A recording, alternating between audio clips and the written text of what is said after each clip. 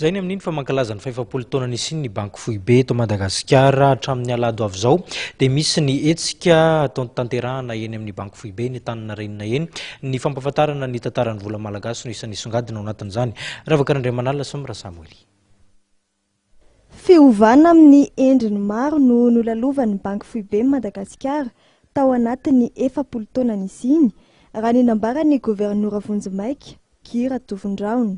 Tany am-piandohany tany amin'ny taona 1997 dia Banque de Madagascar no niantsoana banky foibe Madagasikara ary lasa niova ho Banque de Madagascar des Comores zany tamin'ny taona 1970.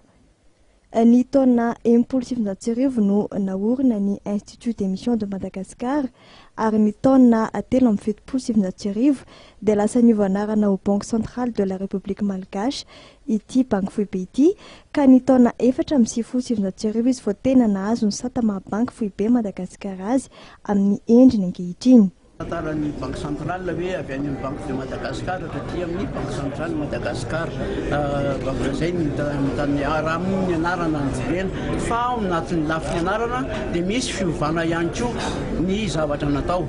Ohatra tamintsika tamin'ny Institut d'émission malgache dia ny frantsay no nitatana ny volantsika, nitatana ny politique monétaire, nitatana ny politique de crédit. Dia no tonga taty amin'ny banque centrale de Madagascar tsika dia fa naleo tena zany ny banque centrale dia ny banque centrale ihany no manao ny politique monétaire zay natao teto toerana. Dia taloha zany na ny politique de crédit koa zany zay nitantarana niaraka tamin'ny frantsay taloha dia lasa gasy ihany nanao azy. Dia manaraka ny fiovana anankiray dia ny vola vahiny tsy ny vazaha tsono no nitatana ny vola vahintsika fa isika gasy no nitatana azy. Isan'ny fiovana nisongadina ihany koa ny fanovana ny vola franc malgache ho lasa ariary tamin'ny taona 300. Fa teo ihany koa ny fiovana ny famerana ny takalom-bola malagasy izay lasa manaraka ny fivoaran-tsena ny fameran'izany na ilay antsoina hoe régime de change flottant nanomboka tamin'ny taona 1970.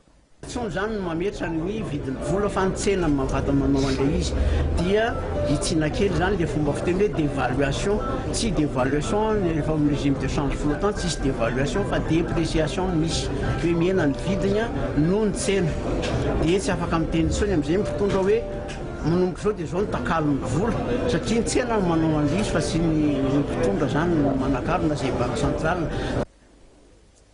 Ny fanamboaran'ireo vola taratasy ihany koa dia nanaraka ny fivoarana tantara-pirenena sy ny teknôlôjia mba hanasarotra ny fandikana sy ny fanamboarana ny osika amin'izy ireny. Fa teo ihany koa ny fanatsarana ny fikirakirana ny fandavam-bola tamin'ny alalan'ny chèque virement ary ny lettre de change netiny teo anivon'ny banky foibe Madagasikara izay nandaniana fotoana hatrany amin'ny 10 andro ny fikarakarana teo aloha. Ankehitriny araka izany dia efa misy ny système de règlement par compensation décentralisé na ny CIRCOD izay lasa mampiana ny fotoana ikarakarana ny atao taratasy ho 10 andro monja. Androany moa no nisokatra tamin'ny fomba ofisialy ny varavarana misokatra mandritra ny 4 andro eto amin'ny banky foibe ny Madagasikara Antaninarenina. Loha hevitra amin'izany hoe ny vola sy ireo fitaovana hafa entina manao fanakalozana. Tafiditra ao anatin'ny fankalazana ny fa 70 taona ny banky foibe moa ity varavarana misokatra ity. Fantatra fa andray fivoriana lehibe Madagasikara amin'ny volana Novambra ho avy izao izay anasany ireo gouvernoura avy any ivelany amelabelatra momba ny politika ara-bola.